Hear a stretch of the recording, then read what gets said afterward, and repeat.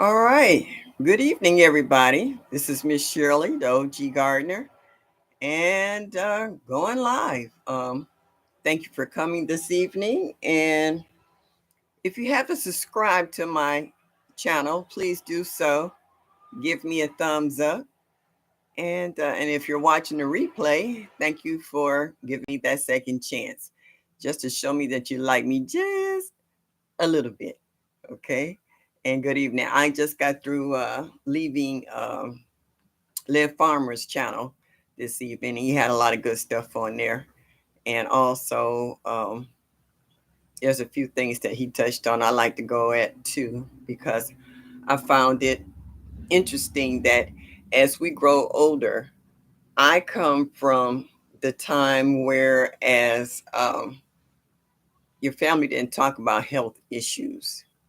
Um, I also seen Black Tropical Homestead talk about that as well in regards to you're not other generations passing down information that could be sorely needed to help you.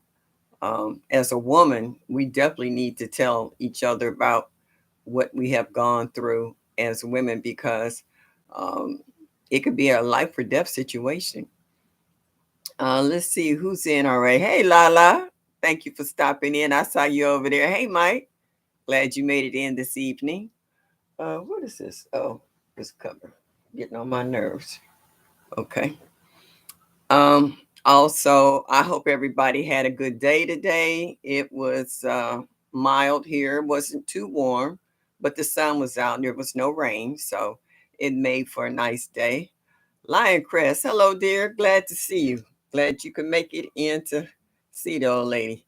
I appreciate that.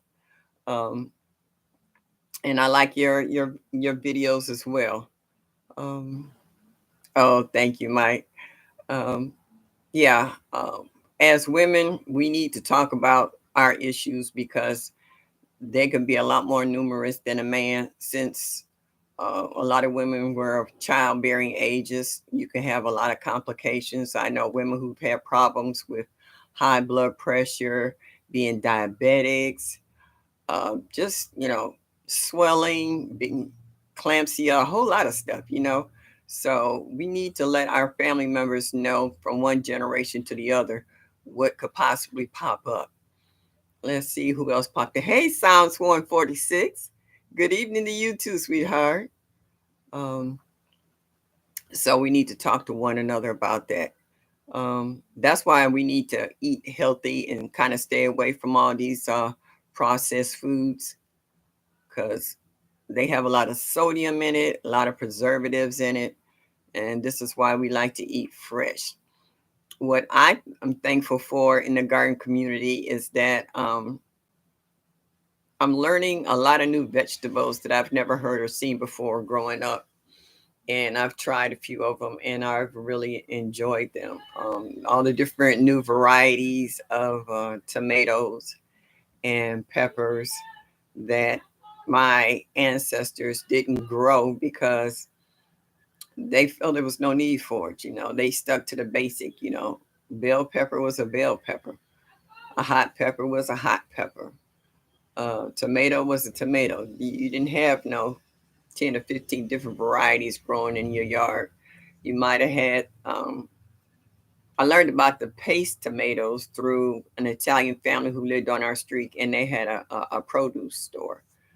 Um, I was always used to the big, it's called like early girl and big boy tomatoes. I wasn't even introduced to cherry tomatoes as a child. I found out about them later on. Your basics like your cucumber. Grandma didn't grow eggplant. I put it like this. She might have, but I've never seen it. A few other things too. So it's interesting as you get older and then you're in the garden community, how that you learn about new stuff that's out here and you want to try it. You're going to do the basics because you know how to grow that. You know. So Linda Williams, yes, good evening. Glad you made it. Nice to see you. Cassandra, South Fulton Garden. Hello, dear. How are you? Oh, Tina, what's up? New Orleans Gardner. Glad to see you made it. I'm still trying to learn how to work these chats and all this other stuff here. Only thing I got my laptop I'm on talking to you guys, and I have my phone here, and I was trying to see how you find the chat live other than what we have here, and I'm like, okay, don't know how to do it. Oh, the chicken. Hello, sweetheart. How are you? Glad to see you can make it out of your little busy schedule. One thing I want to say to you, the chicken. I was watching your video the other day. Boy, you got to slow down. You was moving so fast, you was making me dizzy. You was going through the yard, showing us everything that was there. That was like, ooh, he moving 90 miles a minute. Yeah. Uh, well, it's 7 p.m. here in Ohio time. So I don't know what 7 p.m. is in other people's time, but it's 7 here in Ohio. So I don't know what time that is in New Orleans or in other places. Uh, I don't know if you call this Eastern Standard Time or what. Okay. Yeah, the chicken does walk fast. Like a chicken, he be moving. I was like, ooh, slow down. I'm trying to see what your family growing. Because he was going through those aisles so fast. I was like, ooh, okay. Yeah, slow down just a little bit, sweetie. Oh, it's only 6 o'clock in New Orleans time. Okay. So you guys is an hour behind us. Oh, sorry about that.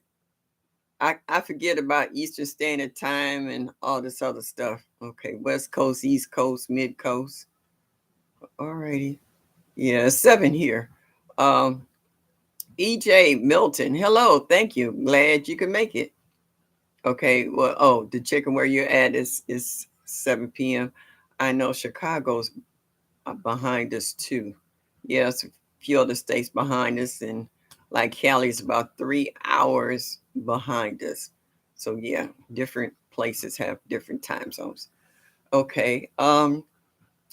My question to the chat today: what is your most favorite vegetable that you like to cook and eat? And not only do you like it, but your family as well, because you're only going to cook certain stuff for yourself and your family because you know it will be consumed and not wasted. Okay, I know a lot of people growing it in their gardens, some of it buying it from the store.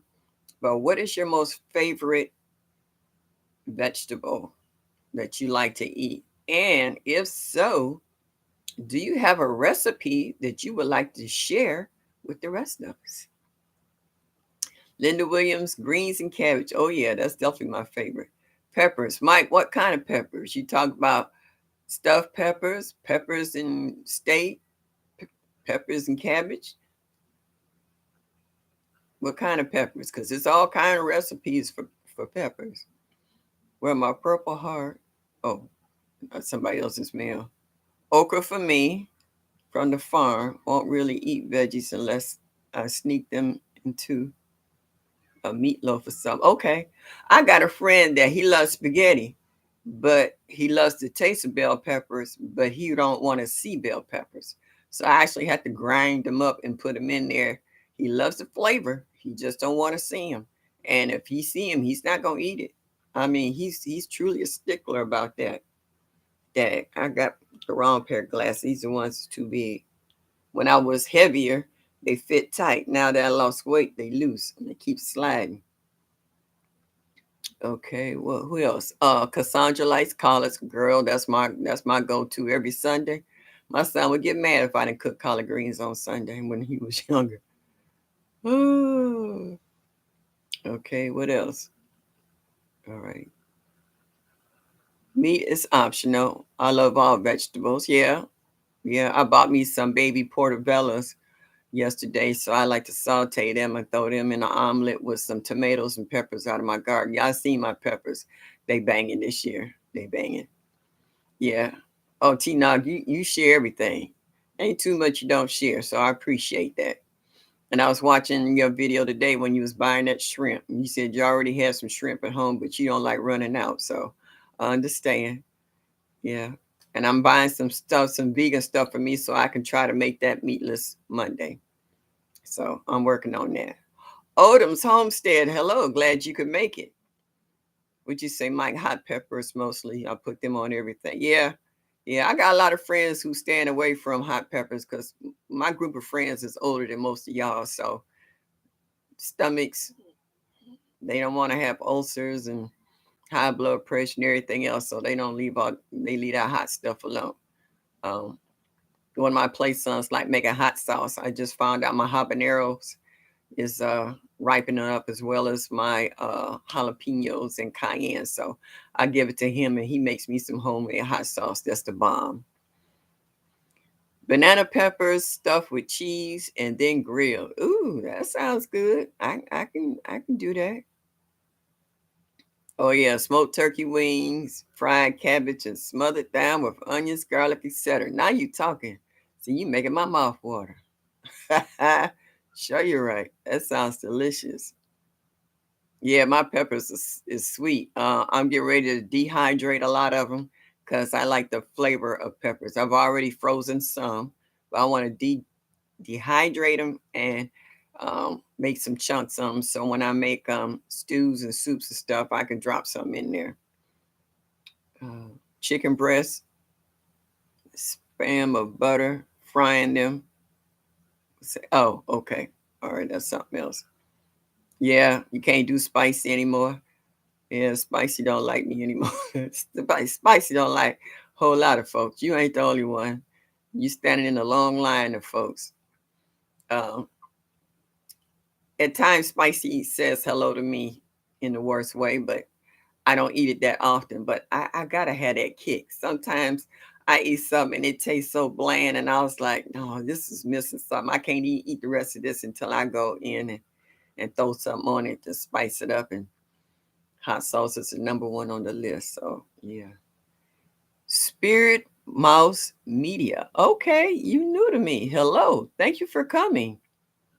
Oh, you came over from Lion Crest Live. Okay. All right. I ain't mad at you. Glad you're here. Mike's Chaotic. Oh, I already know you here. GT. Yes, sweetheart. My brother from another mother up in Alaska. Hello. How are you? I haven't seen any videos of Moose in the background photobombing your videos and stuff. You got to show us some. Yeah. I eat spicy is followed by Pepto. Good old Pepto Bismol. You know Pepto Bismol been around forever. I don't even know when they invented Pepto Bismol, but I know it's been around for a long time. And how the commercials have changed for heartburn, indigestion, and with diarrhea. Yeah, Pepto's been around for a long time. So yes, welcome, Mouse, to the garden community. Glad you made it. Glad you're here. Yeah, a lot of folks are saying the same thing. They like spicy, but spicy don't like them. Um, I have a sort of a throat condition that if I eat something that's really too hot or it gets caught in the back of my throat, it will actually cut my wind off. I will not be able to breathe. And the only way I found out is that I ate some spicy hot wings from Rascal House here. It's Rascal Rascal House and Pizza. And I bit into it and I was at work. Now I retired from the hospital and the nurses turned and looked at me and they seen me gasping for air. I freaked out everybody in the break room because we had all ordered something to eat. And I finally got it down. They almost had to give me oxygen. And I was like, no, I can't order them no more. I didn't know that it was going to do me like that. And believe me, I haven't done it since. So it was scary. It was real scary. Odom's Homestead said I made some hot sauce last year for my peppers. First taste, my tongue was on fire and my soul left my body for a few minutes. That's hot. Where did it go? couldn't even take it, huh? Oh, you said Pepto might be the only old school med that has not changed. Yeah, that's true. That's true because a lot of stuff out here has changed quite a bit. Ooh, okay. Mike, you says it doesn't agree with you, huh? Oh well, I mean, hey, everybody's body is different, you know. We had some space, I would grow pumpkins. I like pumpkin pie, and you can cook the blossoms too. You can put a pumpkin seed in a pot and sit it anywhere. You can let it grow up a trellis. It doesn't have to grow across the ground. Um, you can train it to go up anything. Like right now, I'm on the second floor of what we call here in Ohio two family, and I actually strung some twine up across the porch. And I put a seed in the pot and I had cucumbers dangling off the strings off the side of the porch. So if you don't have a porch or just a corner somewhere where you can put some string up and just constantly train it, you can grow pumpkins anywhere. You can, because I've done it. I put it next to a chain link fence and have pumpkins hanging off of it. So it's according on how bad you want to grow pumpkins. And also, if you don't have space in your own yard, I mean, you got friends and family who might have a corner they wouldn't mind giving up for. You got to try. Yeah, super scary. But you know what? The good thing about, like I said, I was working in the hospital, so if I passed out, there was enough folks there knew how to do CPR and what have you to take care of me. And afterwards, they was fussing at me all night. Miss Shirley, you scared us half to death. I was like, y'all was scared. How you think I felt? Hey, I wasn't too thrilled about it either. Okay, and because I didn't eat anything the rest of the night because I was scared. So, and I was hungry too. But it beats being horizontal instead of vertical. So, hang out with the Lord a bit was it was so hot. No. Okay. Oh, the flowers are absolutely delicious, fried in bacon grease, but no space to grow them. Okay. Oh, pumpkin blossoms. Okay. Mm. I never knew you can eat the blossoms off of pumpkins. I know off of everything else, which should be reasonable since it's like from the squash family. Um, I'm making mango and sugar rush peach pepper sauce, Louisiana cayenne peppers sauce, and habanero and lemon drop pepper sauce. Wow, that sounds delicious. And I can find something to put all of that on too. I just got some cha-cha from a friend, and that cha-cha is so good. I've been eating cha-cha as a tablespoon on the side of everything I've been eating. Um, I'm behind in the chat. GT, what else is new? Okay.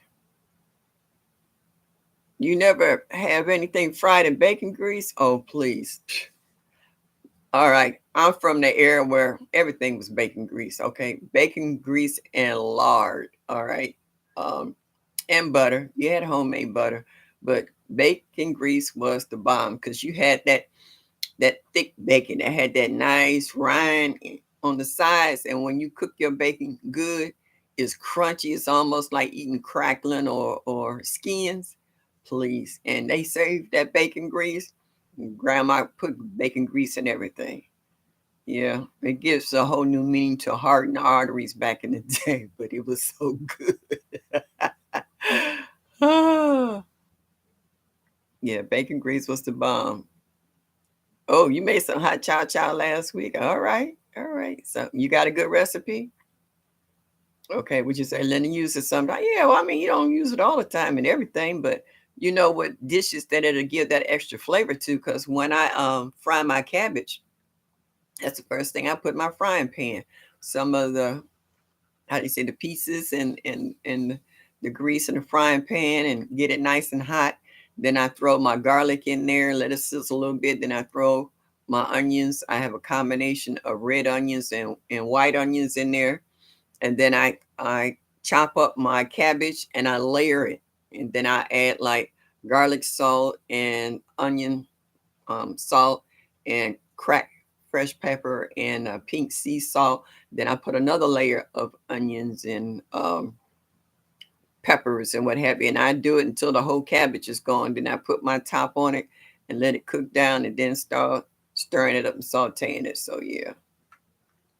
Just Dorsha. What's up, baby girl? How are you? Yeah.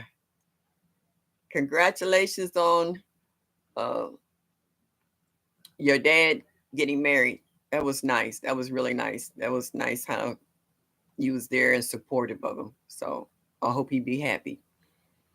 Okay. Someone said they need a good. Oh, Odom said you need a good chow chow recipe with some pinto beans. Oh man, let me tell you, I made some pinto beans that have made you slap your mama, your neighbor, and a couple folks down the street. It was so good. And I made some old fashioned hot water cornbread and sliced up an onion and a tomato from out of the garden. Oh, boy, it made you cross your toes, your eyes, your fingers, everything. It was just like, OMG, it was so good. Oh, yeah, you can use flowers from zucchini too. They taste the same. The leaves get big, but it doesn't spread out on a vine like the pumpkin. True. Okay. All right. All right, Mike. Your numbers is better. That'll work. So that means you know what you're doing, and you know what you need to do to keep those numbers where they should be. Okay. All right. Well, I understand that, Miss Linda, but I don't eat it in every meal. Just on certain things that I like, and not everything I serve to my friends because a lot of them don't eat pork. So I try to be mindful of other people's dietary needs and dislikes and what have you. So yeah, but it does have that flavor to it, though. I make it with cabbage, green tomatoes, cayenne, and jalapeno peppers. Oh yeah, now you're talking. And bell peppers. Yeah, yeah. That's. I hear you. When Dorsha said la la la la la la la la la la la la la la la la la dooby dooby doo. I'm gonna stop there. I just love to take care of my body, but I ain't got anything against anybody that eat bacon grease. I hear you. I like to take care of me too. Y'all wouldn't believe I used to be heavy. I've lost 50 pounds years ago, and I've been able to keep it off. I did a lot of walking on my job, and I had 2, 3 water bottles, and the pound started dropping. And so I've been able to keep it off because it also made it better for my knees, which was screaming at me, like, sit your big butt down or fall down. So, yeah. Let's see what else. For pinto beans, I normally chop up a pound of bacon and fry it, saute onions in it, add the beans and water, and toss in some cayenne pepper and salt to taste. That sounds good. No, Dorsha, just every now and then I'm lucky I can hit a note. No, Mike. I'm not cracking the screen on my computer. That's no. Ah, um, it was something I wanted to say. That's what I tell you. When you get brain farts, it make you mad because they come and go, and then you think about it again. Mm, I hate that. Mm, mm, mm. Oh, I was watching a YouTube show the other day about a list of all the homemade remedy.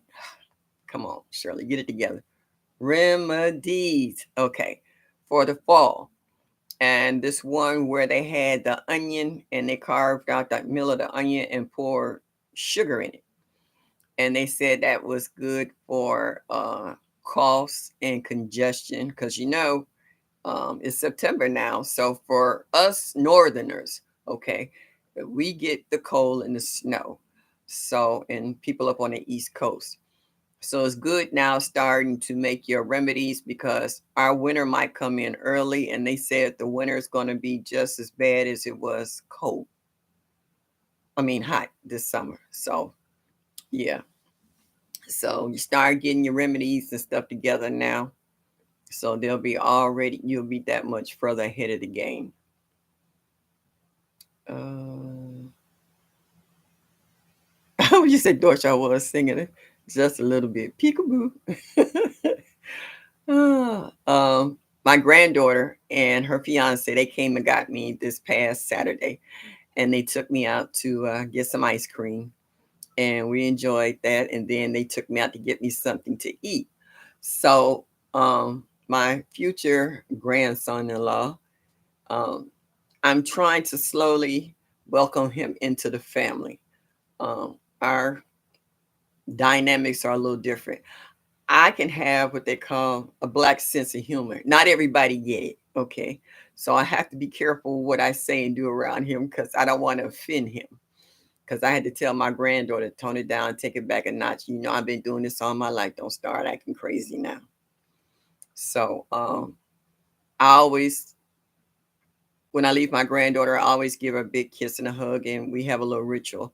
So when he came over, I gave him the same hug, and I did the ritual with him, and I seen him smile, and that made me feel better that he's feeling a lot more comfortable around me than what he used to. And you kind of have to kind of slide some people in and not overwhelm them because I I I do have a big personality, and sometimes I have to assess the situation, the room, and the people, and know how to tone it down, and what person or a group of people I could turn up on, whereas I can't do it with others. So yeah, so I know we all got people like that we know of and around. I try to be myself at all times, but I also try to be respectful of others. Um, yeah, yeah, winter is coming, and we can't duck it. You know, I like to send some of this weather over to California and Texas so they could cool down because I know they've been being fried and sauteed over there. And some of them are trying to start a winter garden because summer was a wrap. And I hope it won't hit as soon as they say it might. But it is what it is, you know. I was born and raised here, so I've learned to deal with it. You know, I like bring it. So what I've been doing for the month of June, I took all my blankets out of storage and rewashed them and fluffed them up to get them ready. You know, we have storms here where our electricity might go out. I've been buying more batteries. I've been buying replacement candles. Um, I got some more heavy cotton PJs and comforters and stuff. So I prep every year. You know, prep every year, wash up everything. I go through my linen closet and rewash everything, towels, sheets, blankets, everything. You know, you never know when you might need it. Yeah, we hope we get a normal winter, but that's easier said than done. Yeah, we dream about that, but oh yeah, in Chicago, yeah, you couldn't get me to go to Chicago. I don't care what happens there. Okay. Mm-mm. I made a deal with my landlady in my lease. I don't shovel. The guy upstairs, Craig, he's older than me. He's in his late 70s. And I was like, well, ain't nobody over here shoveling no snow. We might dust off the side door so we can get out.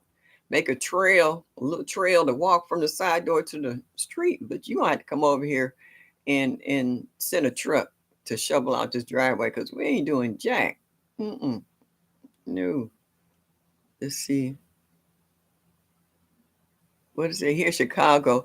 I dislike shoveling and driving on ice, but on the bright side, there aren't as many violent crimes when it's cold, too cold outside. Yeah, even criminals stay in. They be like, I'm not going out there today. Well, like Chris said, we have been fried and sauteed, but it's a decent end of the season going. You've been deep fried, baby, in Texas. Yeah, well, y'all say y'all do everything big in Texas. So y'all got the big portion of this of this bad weather, but I'm glad you coming through it. Oh yeah. Hey y'all, hit that like button, please. Show me that you like me just a little bit. I appreciate that. Thank you, Dorsha. Yeah. Uh, we got a lot of rain for about 2 or 3 days, and now it's stopped. But the temperatures dropped though. It's like in the 50s at night, and the other day it only got as high as 67. It was a little cool. And I was out there trying to do a video, and I see a lot of people are getting a lot of rain now elsewhere, but it's also flooding. It went from, just a slight rain to that constant rain that doesn't stop, that could rain, like an inch in an hour. So it went from one extreme to the next. Kelly needs some rain. What's that? Elwanda? I hope I'm saying it right. I understand. I have family in San Diego, San Bernardino, Hollywood. Where else? I got folks all over Cali. So yeah, they telling me about their yards looking like shake and bake. Oh yeah, as long as you can get the car out the garage. Now, what did I have? A Ford Escape. I didn't worry about the driveway. I could back right on up over that snow. But now, I I had to show my neighbor upstairs how to rock his car. This man never rocked a car in his life. I was like, oh, because I could hear him, the wheels spinning in the snow in the driveway. And then after a while, you can actually smell the rubber burning. So I made me get up out of my bed, put my clothes on, go downstairs, snatch the door open and said, get out. He looked at me. I said, get out. He got out the car. I looked at the tires, got some of the snow out from the back, rocked that bad boy, pulled it out the driveway onto the street, facing the direction he need to go. And he just stood there and looked at me like, how did you do that? And I'm like, you never rocked a car before? And he was like, no. And I was like, oh Lord, I hope this driveway is shoveled by the time he get back, because we ain't gonna keep doing this every day. But yeah, got him out of there. Yeah, Callie needs rain. All right, as long as I can get the car in the garage, yeah, I'm good. I did a video last year, but I put it on Facebook. At the time, I hadn't gotten on YouTube yet, where I opened up the side door and the snow was like this high up the side door because the wind had drifts, and my granddaughter actually had to get out the car and come get me. That's when I was supposed to be going for surgery, and I'm like trying to, like I'm walking on the moon, trying to walk through the snow to get to her because she couldn't even pull up in the driveway. She parked on the street, and it showed her getting out the car, coming at me to help me get in the driveway because I actually had on, I had, this was funny. I had on my short boots, and then I opened up the side door, and I was like, oh heck no, this. This ain't even gonna work. I shut the door back and I went upstairs and I got my tall boots up to my knees. I came out and started walking through the snow, and they still wasn't tall enough because snow was falling down inside my boots. So when I got in the car, I had to take my boots out and dump the snow out. I mean, it was ridiculous. And this was just overnight because the day before there was no snow. Yeah. Let's see. Winter in Chicago starts in late October and doesn't end until around mid-March. Yeah, that sounds about right.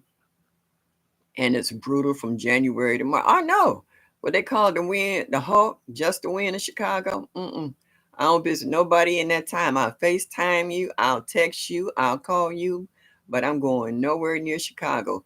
Ohio has bad winters, but Chicago, between you and Minnesota, I think y'all in competition with each other. See who can have the worst, worst weather. Okay. I don't want to do the heat here in Texas. I understand, but you know what though? I think I'd rather take the heat than that snow.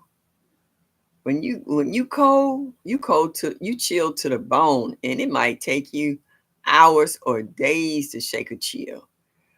When you get hot, you don't go anywhere. Since I live alone, I can get stark naked, and if I get too hot, there's a cold shower. I ain't gonna lie, okay? Oh, blinds and curtains will be closed. It will not be televised. Okay. Um, but it is what it is. You can always bundle up in the cold, and hot can only remove so much. Cold better than hot. No, I had on so many clothes one day, I had to go to the bathroom. I almost wet myself trying to peel off all that stuff. It was just too much. And then after a while, to me, it doesn't feel like your body heat is being held in. It feels like you're being suffocated. I mean, it's like a newborn putting on a toddler putting on a snowsuit. Have you ever seen them? They look like little floaties and they trying to walk across the floor with all that on. No, I can't do that. I end up tripping and falling out and I'll bounce or I just lay there and I live alone. Ain't nobody picking me up with all that crap on. I just have to lay there and start peeling off stuff just so I can get up off the floor. No, can't do it. I throw some long johns on now. I have my personal summers, and when I get those, I might be walking out here outside like this. It could be 10 below outside. I could be dressed like this, and I'm good. I mean, I get that hot. You know, I've had nurses come over and grab me in the middle of the night, saying, "Dag, I'm not even on you," and I could feel the heat. You know, it's like 10 degrees outside. I'm at work with my little mini fan sitting in front of me, a V-neck, no sleeves, sweating like a, well, I can't say sweating like a pig because Black Tropical Home says that pigs don't sweat. So, but I'll be sweating. Okay. Mm-mm. You can always, okay, I read that one. I get used to making videos to post. I have done so many things that I should have recorded. Oh, honey, I do that all the time. It's stuff like, you see, I've been recording me repotting my house plants, and I repotted a few the other day. And I said, "Dang, I didn't record this." And I was like, "Well, I'm not dumping them back out and repotting them just for the sake of a video." So now I had to be conscious. Like right now, I got my phone here still hooked up, make sure that the battery stay charged, and like Miss Linda said, check your lens, make sure it's clean so you can see it. And I'm learning how to focus things better. So yeah. Yeah, the snow came over the top of my boots down into inside. That was so cold. Yeah, it was so bad. Okay. Everybody saying they taking cold over heat. Okay. Mm. Have everybody ever watched the Twilight Zone where they showed this woman that was in her apartment and it was super hot and she was sweating and the room looked like it was melting and but then at the end it showed that she had a fever. It was all a dream. I could see where she was coming from, but I still take the heat. I am SC Pam. Hello, thank you for coming in tonight. Glad you're here. Robin Caesar. Hello, dear. Glad you made it. All right.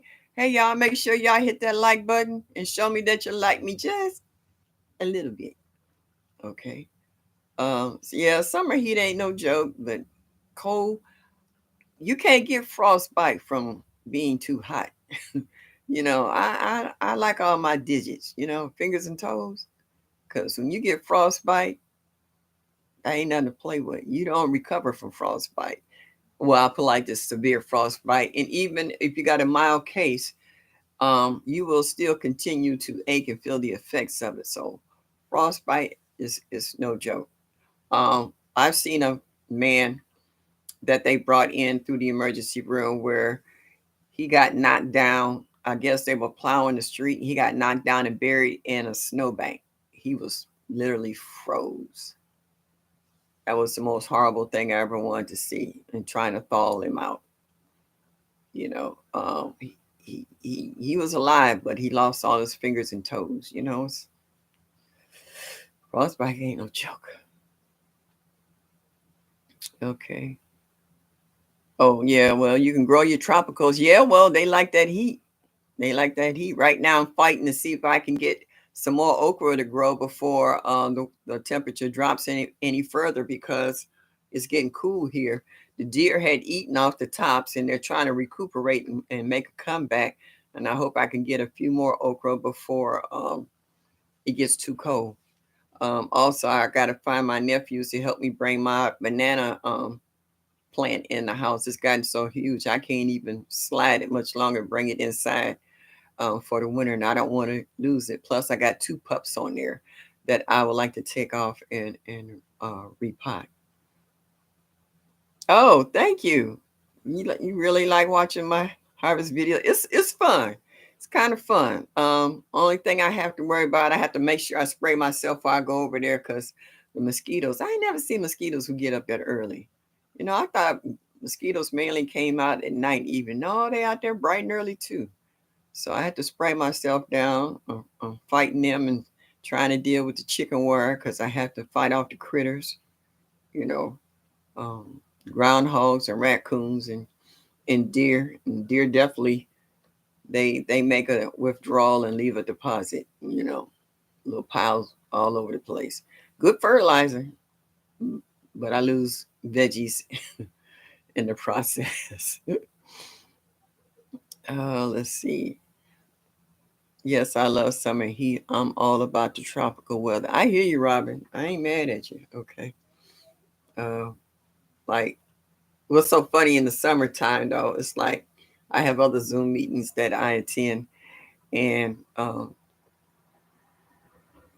as soon as the last person say goodbye, you know how women we strip. You got coming out earrings, necklace, you know how to unstrap. Get comfortable real quick.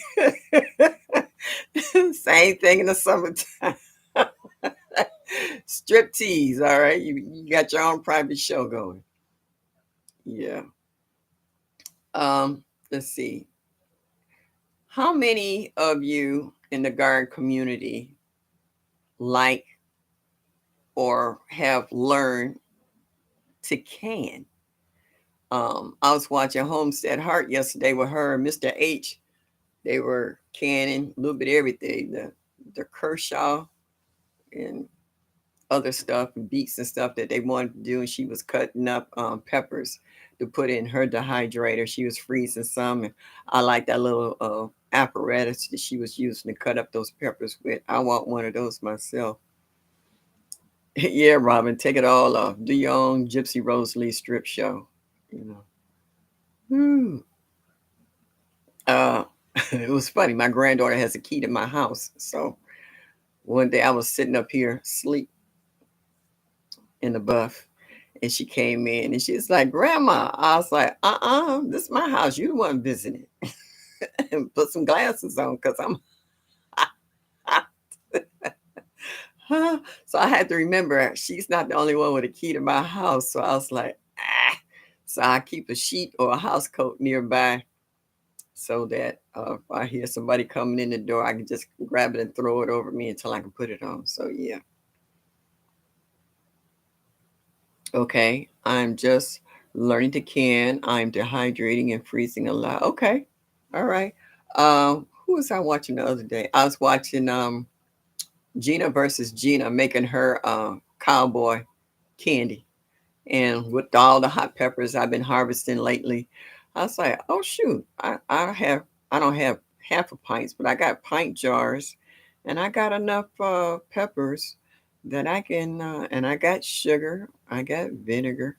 I was like, I'm gonna try, and I got a water canner, so I'm gonna try and make some cowboy candy. Wouldn't hurt since I like hot stuff, and I know a few people who like hot stuff too. Alrighty, I'm going. Oh, you're doing baby steps. I try pickling, then canning. Okay, all right, Mike. I'm trying to get into canning, just a little bit nervous, but I gotta dehydrate. Yeah, see, water bath canning I could do because my grandmother did a lot of that. I can do that with my eyes closed, and I can do the dehydrator. I mean, it's nothing to dehydrating. Just pull your shells out, cut up your stuff, put it on there, put a timer on it, set it, let it do its thing.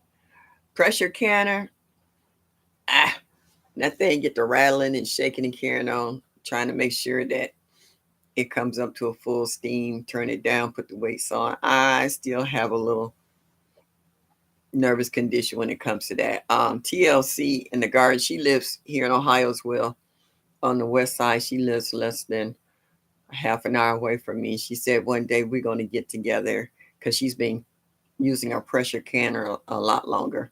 She said that we can try to do it together. So that's what I'm looking forward to doing, is doing a cannon session with TLC.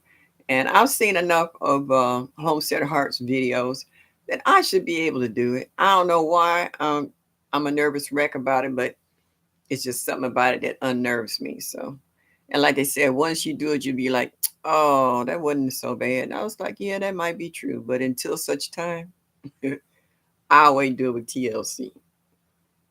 Okay. Let's see. I water canned some raspberry jam.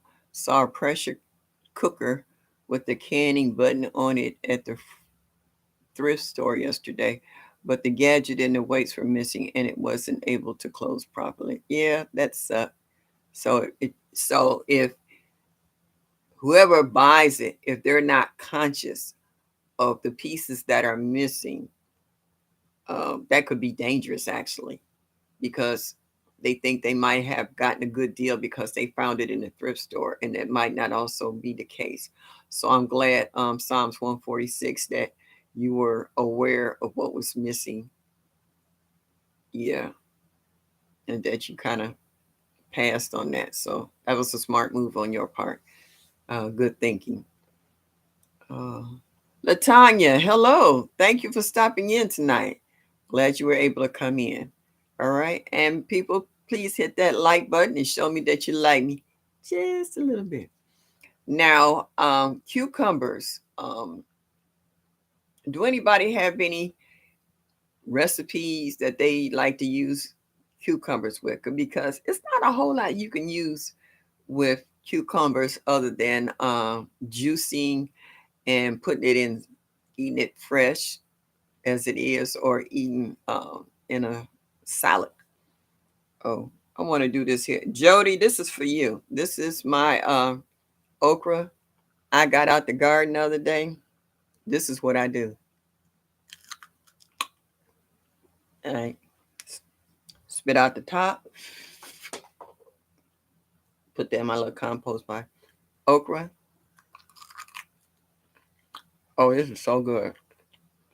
It's young, it's sweet, and it's not slimy. I really love okra. I could eat this like this all day long. Which is that sometimes the seals are old and dried out on some secondhand ones too. Yeah. But you can get replacements for that. As long as they're in good condition, it's got all its parts, it can be used. But when it's missing that much, yeah, leave it alone. That's so true. I picked up a dehydrate last week, and it lit up and started melting plastic and smoking as soon as ooh. I'm glad you didn't set the house on fire. Yeah. Yep. Uh-huh.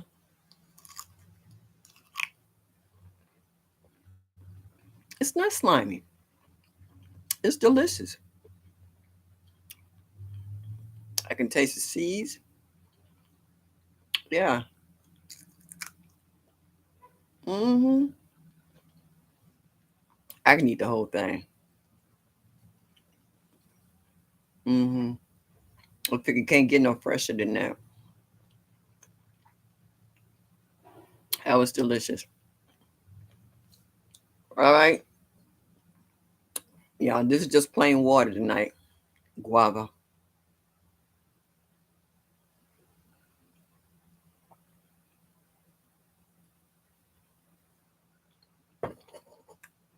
Now, I don't know how many of you have had it, but old school, our grandmother used to put okra in soups, homemade soups. She put it in your greens. It was good and everything. Mm, that's a good question. Tanya, I have no idea which one it was. I don't know if it was the Clemson or whatever. What happened was, this is funny, y'all.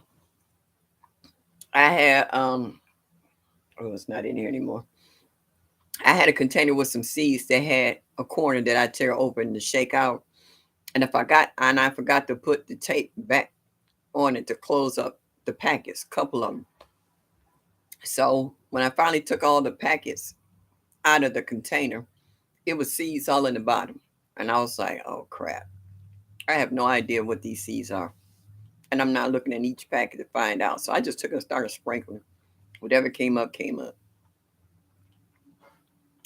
That's good to know. I would have to. Okay, just talking to somebody. Yeah, guava. Thank you, Robin. No gin, no, not tonight. But I got a chorus light for a little later. My lullaby.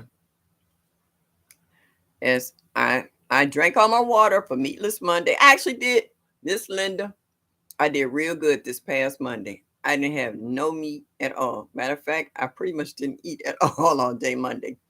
I just wasn't filling up the part. My appetite wasn't where it should be. So I did a lot of drinking of water. So I did real good Monday. No, I do not have a video on water bath. I'm gonna tell y'all now. Do not look for me to do all the other stuff everybody doing. Hey Florence, you're not late, sweetie. You right on time. Um, I don't know how to tell y'all. I don't know how to set up to do all that stuff. You know how you just go in your kitchen and just start doing stuff?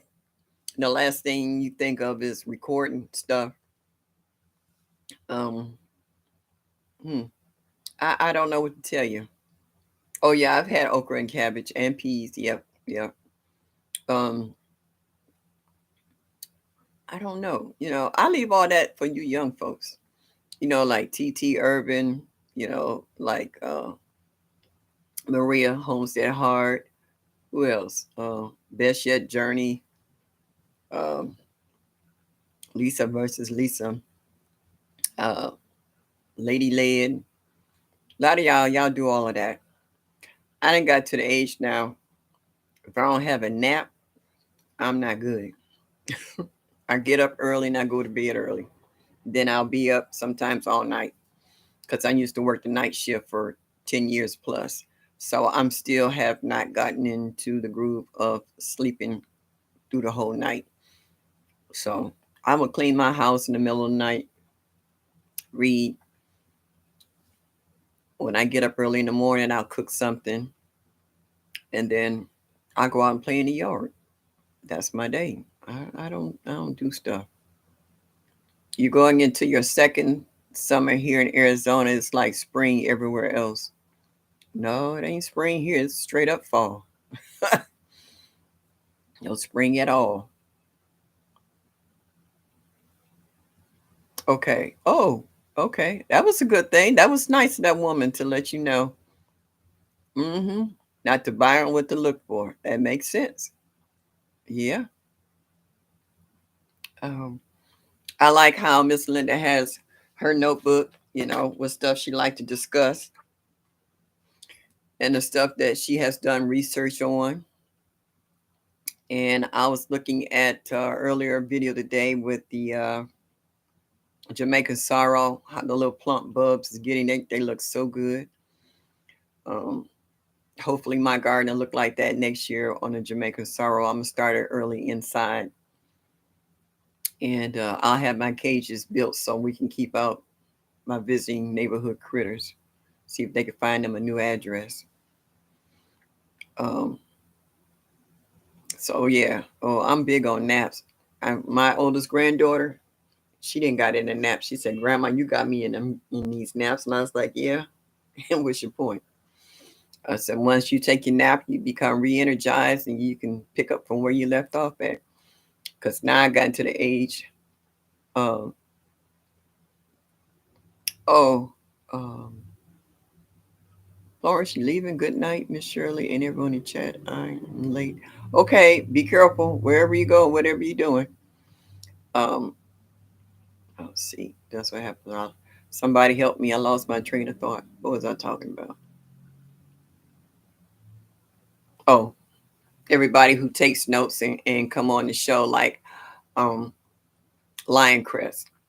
He has his own little business, and he always comes in telling us about things, the scientifics of soil prep and chemicals, and what's in the chemicals, what not to use, and fertilizers, and the NPK, and all of that good stuff. I don't do all that stuff anymore.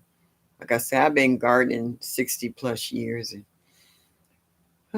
whatever I've been doing, been working so far, and I just kind of stick with it. I don't dispute any of the research that people have done because they show the proof in their gardens, in their seedlings. They can tell you where to find this information at and what have you. I'm just tired. I don't do all that stuff. I show y'all what I do, and I keep it real, and I keep it short and sweet. That's it. Some things haven't changed that I hear other people talk about. It's still the same as far as using fish parts before the original 511 came out, lime, using vinegar, and a few other things. That hasn't changed, but the other stuff is pretty much all new to me. Even though I took the course for a master gardener, it's a lot of the stuff that I don't agree with, but that's what they teach, and that's what they like. I stick with what I know. Some of the stuff I have taken the information and used it. Some of the information just became like a feel. I mean, it's just like when you get certain symptoms of getting sick, you're getting sick. You know, it's like when I'm out in the garden, I'm in the soil. I know what the soil needs and what it's lacking because I know whatever I've grown the year before has absorbed all those particular nutrients out of the soil. So I try to replenish. So it's more or less for a feel for me than it is book sense and stuff. Because when I came up, there was no such thing as Google and all this other stuff. Even as I gotten older, Google wasn't around. So a lot of it I did based on how my grandmother was growing stuff. And it has served me well. And I've had failures quite naturally. I mean, we're not perfect, and we're not living in a perfect society. So therefore, everything is not going to work and function the way we want it to. So yeah, I've had some epic failures, but that didn't stop me from gardening because I like working in the soil. I like working in my hands. I like the successes that I have had and how I was able to share with others and how they've enjoyed it and how gardening has actually fascinated people. It's that, oh, you grew that? And I like, come on over to the house and let me show you. And I showed them my garden and it trips them out. They it's like, it really grows like this. I'm like, yeah. Where did you think it came from? Or how did you thought it came to be? So I had to learn to quit making fun of people. Sorry to say, because I thought some stuff was just plain common sense. But as that old saying, if it was common, everybody would have some. Um, and then I also thought about people who aren't exposed to stuff like this. You know, Growing up, not everybody had the nature shows or TVs or had people in their household that garden. So they weren't exposed to it. It's just like some kids haven't left out the city that they live in. They don't know that there's a real big world out there that they can actually go and visit other than watching it on TV or reading about it in a book. So, oh yeah, I like naps in the winter under cover in chairs. Oh yeah, naps is a big thing. Gotta run for now, fam. My church prayer meeting is about to start. Yeah, I understand. That's why I'm not on Wednesday night with our hands in the dirt. Psalms 146, enjoy and get you some spiritual food. All right. Hope to see you next week. Same bat place, that station. Yeah. Yeah. So, yeah. Yeah. I just recently started adding wood chips because I've seen on other channels when people was having problems with wood chips. Certain trees they cut down might have a vine that was wrapping around it, and they brought the roots with it too. And then the next year, it might not show up because it might be taking root. But the year after that, it'll pop up, and you'd be like, "What is this? Where did this come from?" And then you start pulling it up. Well, first I let it grow for a minute to see if it's gonna flower or do something, and then I was like, "No, this is not what I thought it was." And I couldn't find a picture or anything of it, so I snatched it up. But by this time, it's taking root and it's running somewhere else and popping up. And then I'm like, "Oh snap! I got something new in the yard I didn't have before." So I'm like, "Lid, at certain points I quit buying. I mean, not buying because they was giving them to me free wood chips. But if I'm riding around in the neighborhood and I see um a wood chipping service, and I'll stop and ask them, "Do you need a place to dunk them chips?" And I say, "Will you do it for free? Because someone will actually charge you to dump their stuff." And I'm like, "Oh no." And they say, "Sure, I'll give my address and come back, and I have a big pile of chips in the lot." I'm like, "Cool beans." And I let it sit out there for about 2 or 3 years and spread it out and watch it break down. And what I like about it is that if weeds pop up, the roots are so close to the top, you can pull the whole weed out, roots and all. Don't have to worry about it coming back. Yeah, and comfrey. I got a piece of it from a neighbor whose neighbor had it. He didn't know what it was, and he brought it over in a pot for me, and I kept it in the pot and kept watching it grow. And I showed it to somebody, and somebody said, "That's comfrey." And I was like, "Oh, snap. I got some free comfrey." I was like, "Thank you." And it's growing. And it's growing. I was like, "Yeah, that's free fertilizer. I've been wanting some." So I've been blessed with stuff I've been wanting for the yard, and it pops up in the most mysterious ways. If I see some of somebody's yard, I say, "I wish I could have a piece of that." And 2 or 3 days later, it's sitting in a bag or a box on my porch. I was like, "Cool beans. Hey, can't nothing beat free and friendly." And you know what I do? I will make a little care package. I'll get a bell pepper, a cucumber, and some tomatoes, and I'll put a little sign on it saying "thank you." Put it in the bag and hang it on their doorknob. They know where it came from. Just show appreciation for it. Because now I'm getting cardboard from all my neighbors. Like the guy across the street delivered a refrigerator and stove, and I said, "Can I have them boxes?" He's like, "Yeah." So I dragged them over to the lot, cut them open, laid them down. That's mulch. I'm killing weeds and stuff in a certain area, and I'll put mulch on top of that. So, and then my neighbor came over yesterday and bought me. He said, "My daughter want me to, what do you say? Ah, oh, I hate that. Recycle some cardboard." I was like, "No, bring it to my house." So he brought it over yesterday, and I got a pile of cardboard to add to the lot. So eventually, it's gonna get where I want it to be. Uh, in a minute, I'll be too old to really get out there and work like I used to for hours on end. But for now, I'm minimizing, um, pulling weeds, and my garden won't be as big next year as it is this year.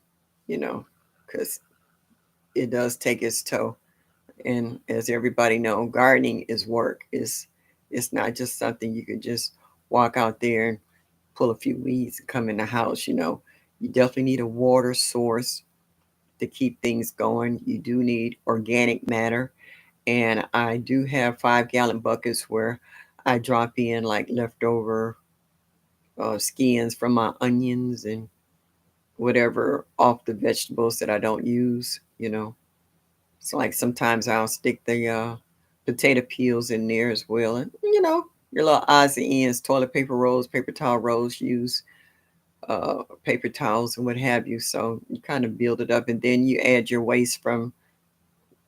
Excuse me. I put half of the waste from the dead leaves in my super juice. Then I put the other half in my compost pile, and um, I actually have gone up and down the street and stole some stuff from people's tree lines on trash day. If I see a bag of grass clippings or rake leaves and confiscate them, bring it down and add it to my compost pile. So it's a way of doing everything.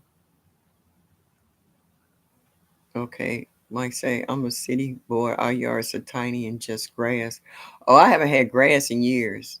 Psh, I got rid of grass a long time ago because I was actually throwing spending money on weed and feed and all that stuff for the grass to look nice. And I was like, why? I was like, no, this ain't, it's not even my yard. She let me garden, but I was like, nah. So I pulled up all the grass and put down mulch. And it had been grass in the front or in the backyard for over 10 years. So, yeah. Yeah, fall leaves. Yeah, I'll be confiscating those this coming fall when the trees start shaking. Uh, I think that's a dumb question. People ask you, do you eat what you grow? No, I'm just growing it because it's pretty. you know, ah, yeah, I do. And like what Miss Linda was talking about, that young lady who made those 17 garden vegetable beds, and it was an epic failure. I read that um, a while back, and I was totally blown away. I was like, she did not sit down and think about how much this was going to cost her as far as time and energy, that you just can't plant stuff and it just comes up by itself and it's okay. I'm just like, all right, I'm gonna keep my opinions to myself because people seems to get a little ugly when you express your opinions about certain things. Just like a neighbor asked me about planting something in the yard, and I told her not yet because we still have frost freezes here. And I told her not yet, not yet, not yet. She did it anyway, and she lost all that money and time. Then she got mad at me. I said, I told you not yet. And so she's gardening, but she doesn't garden until she see me now start gardening. She watches when I start gardening. When I start gardening, then she starts gardening. I told her that from the get go. Uh, Cardboard is a great way to get your soil right. Yeah, it is. It attracts worms, and it also helps suppress weeds at the same time, and then it enriches the soil. Cheryl Faulkner, hey, hon, how are you? Glad to see your face in the place. It's nice to molest this summer. Yep. Oh yeah. hmm Um, I have a question for you guys also. What type of fertilizers do you use in your garden? Everybody has their own methods. Some people actually have had their soil tested to see what they're lacking, whether it's magnesium or potassium. Um, some people don't have a lot of earthworms. They would like to find a way to attract more earthworms. I'm like Miss Linda. I take earthworms and I drop them in my 5-gallon buckets and even some of my pots on the porch, to put back um, the earthworm castings and what have you. I actually had a earthworm farm. I let it dry out. I was gone for 2 weeks on vacation. No one was here to watch after it. But I'll start it again because I really like feeding my worms, and I like how they was turning over and making my compost. And not only do I use it in the garden, I also uh, use it in my house plants as well. Hey, Maria Graham, glad you could make it. Glad to see you facing the place. Um, yeah, worms love cardboard. They eat it up. It's like candy to 'em. Worms pretty much like anything. Worms are just another form of a pig. Whatever you throw in the ground, they'll eat it. They will eat. They will consume it some kind of way. And as they poop it out, it helps enrich the soil. because this one corner in the back of the yard was pure clay. And I'm going to tell you how pure clay it was. When it rained, it took the water a week to, to finally dissipate because it would just sit. And I would have to throw one of those little donuts in there because of the mosquitoes. Oh, I forgot to tell you this. Someone was wondering, how come you don't have mosquitoes in your barrel? Because I put feeders. They're like little fish. For the ones who don't know what feeders are, you can get them at your pet store. You can get like a couple of hundred of them for like a buck or two. Take the bag home, set the bag inside your water barrel that it the fish acclimate to the water temperature. Slit it open. I had 3 barrels, and I divided the fish between the 3 barrels. They will eat your mosquitoes and their larvae. And you have the original 511 because they poop out whatever they eat. So you have homemade 511 and fertilizer all at the same time. I just had to be careful that when I dump my water can in there, that they didn't get sucked in there. And if they did, I just pour them back out. And a lot of times when you stick your water can in the top, they go down to the bottom. So, and in the wintertime, I let them die off. I don't bring them. I used to bring them in and put them in my fish tank. I don't do that anymore. I just have original 511. Um, I use blood meal and bone meal and fertilizer granular in spring. Soil amendments. 511 rest of the summer. Yeah, I use Osmocote too. Um, Osmo Osmocote 10 10 10 and 12 12 12. When I'm digging my holes for my plants, if I have starts, um, I mix it in the bottom of the hole and mix it up and put my plant in, put it around, according on what kind of plant it is.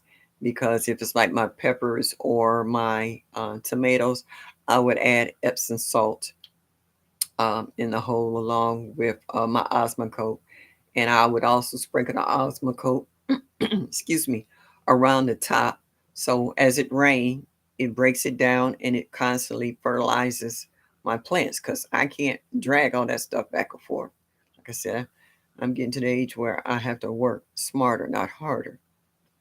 You know, I have compost bins everywhere and use Dr. Earth fertilizer along with 511. Yeah, and I got some of that Castile soap. I have it in lavender, um, peppermint, and something else that I used for my aphids, what have you. Guava family.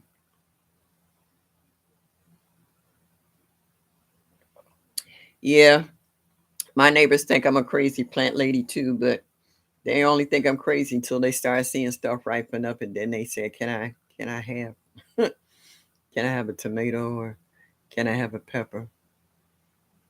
So they don't think you so crazy then. And then they ask me every spring, "What you planting this year?" Wait and see. I don't know. I change every day. I might go into a nursery or garden store and see something like, "Ooh, I want to try that." Yeah. Yeah, it's starting to look halfway decent now after it's gotten cooler and we've gotten a little more rain. Like I said, I can't drag water over to that lot like I used to. The lady next door, she used to let me use her water, but I was like, nah, I'm not gonna support her water bill. So um, I have a system with the plastic bottles that I fill them up, and they slowly release the water to the roots under the ground. Because on top, I have mulch to help keep um, the top of the soil from being hard dry, and also once it waters, it help keeps the moisture in as well. And with the tube going straight to the roots, as you can see, the proof is in the pudding. You don't see any insect bites and stuff because I have the chives and other herbs and mint around the garden, so it confuses the bugs. So it keeps my plants pretty clean, and the plants are healthy and happy. And every now and then, I throw 511 in the big. Well, you see me put a 511 in my big rain barrel, so every time I water, they're getting 511 and they're getting super juice. So they're constantly being fed, even though I know that you have to feed the soil as well, but they're constantly getting fertilizer through the little water bottle. So it works. So, but he said if it ain't broke, don't fix it. So far, it works for me. Everybody has their own method of how they water their garden. I see some people straight out with the hose and nozzle and stuff, and I don't have that kind of setup. So I have to be what you call creative. Um, let's see. Oh yeah, Lala Guava. Yes, indeed. Yeah, a little parched. Um, okay, from homemade compost comfrey tea. Yeah, and that's why I'm glad I got this comfrey from my neighbor. That will be on my agenda next year to make my own comfrey tea. I've actually taken and saved chicken bones and crushed them up, made my own bone meal. You know, I mean, I have cut down on my waste years ago in regards to what I actually throw away, what I actually compost and reuse. I find a use for everything before I throw away. Excuse me. So that I minimize. I only have one bag of trash to take out, just one bag. And normally it's wraps and packages. And if it's plastic wrap, like from a case of water, I put that with the recyclables, with the bottles and jugs and everything else. I've been sitting down going over my tablet looking for the Berkey. I was trying to see if I could fit the Berkey in my budget so I can quit buying bottled water because I use a lot of bottled water. And I had to be particular about the bottled water that I have because some actually will make you thirstier.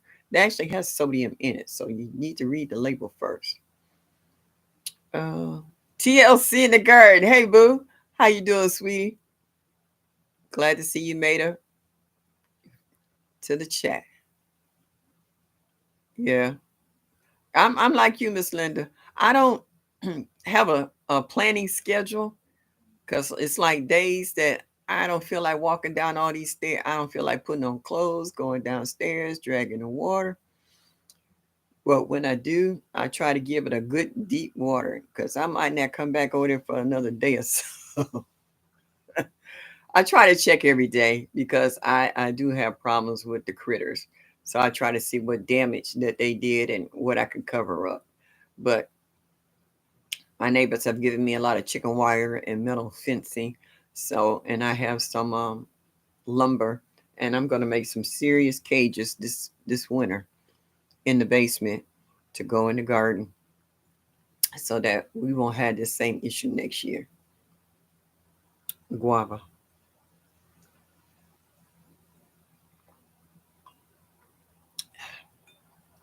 This particular brand of water I could drink all day because it doesn't make my mouth salty. I don't consume salt.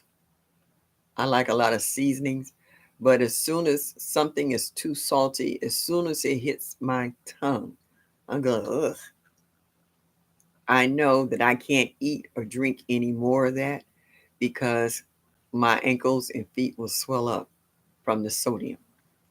That's how sensitive I am. So I don't mess with salt. Like if you come to my house to eat, you'll never see a salt and pepper shaker on the table unless you ask for it. That's how much I'm against salt. And I do have uh, the pink Himalayan salt, but I use it sparingly. I use a lot of garlic powder. I even quit using garlic salt. I use garlic powder, onion powder. I have my turmeric and all my other spices. And oh, by the way, thank you guys for hipping me to a lot of new spices I've been trying. I've been experimenting and playing around with them, and I've been liking a lot of this stuff. And I got it from watching you guys do canning. And I said, they use this for canning. Let me try this and such and such and such. So yeah. What you say, Mike? I'm buying cage supplies now. We'll make them in the spring. No, I'm gonna Well, it snows here, so I'm not going outside. And in the spring, it's so iffy. I don't know when our spring might kick in. Like we don't normally start planting until what is that, Memorial Day? Well, half you guys have already and had the first and second harvest already. We're just trying to get past that last freeze before we put anything out. So um, I don't have anything to do this winter. I'll be right in the basement. I got me a nice little drill and saw, and I got a neighbor who likes to tinker with his hands and stuff, and a nephew who's into woodworking now. Oh, we're gonna get busy this winter. I told him don't make him. If we gonna make a super big one, it's gonna have to do it out in the garage. I don't want to make it, then can't get it out the door. Now that would be stupid. Okay. Or we can make all the parts for it and then able to just assemble it once we get it over into the lot. So yeah. Oh, squirrels. You know what? I ain't had problems with squirrels too much. Between the raccoons and the groundhogs, they done ran out rabbits, chipmunks, and pretty much the squirrel. The squirrels got mad at me when I had all that uh bird netting over my peaches and stuff, and they couldn't get to it. Yeah, they wasn't too happy about that, which I really didn't care. Um, yeah, because I've seen how squirrels have devastated Lead Farmer's yard. His figs and pears and stuff, and then how he had to put a wire around the bottom to keep the beavers from chewing up the base of his trees. So yeah, we all have our nemesis when it comes to the garden. Oh, you like these?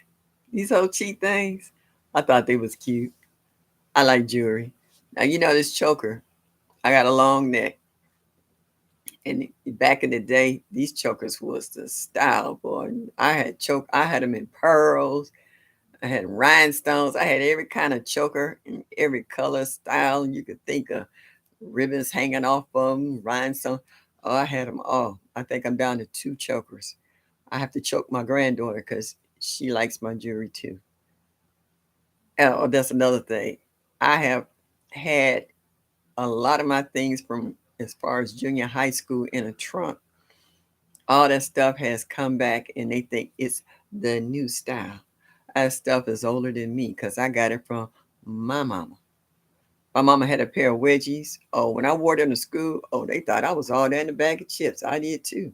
I wore them wedgies till I wore them out. And then a couple of years later, then they started coming out with the style of wedgies. Wedgies wasn't even out then. That's how long my mom had them shoes. Yeah, it's easy to do inside. Mother's Day here is rule of thumb. Oh, okay. Um. Oh, shucks. Y'all make me blush. Oh, my dogs have ate. Ew. Of squirrels this year. Oh, 8 squirrels. Oh my goodness. Ugh. Okay. No. Let me shut up. Um. You plan on growing more tomatoes, okra, and green beans with onions and garlic. Okay. I was watching the three sister method, I guess they call that. I was watching somebody growing corn. Who was that? Indiana backyard. But they was growing corn, and then they had the beans growing up the corn. Then they had maybe the squash around the base of it. I would love to try that, but um, with the deer and the raccoons we got here, corn, I couldn't fence it off enough to keep all of them out.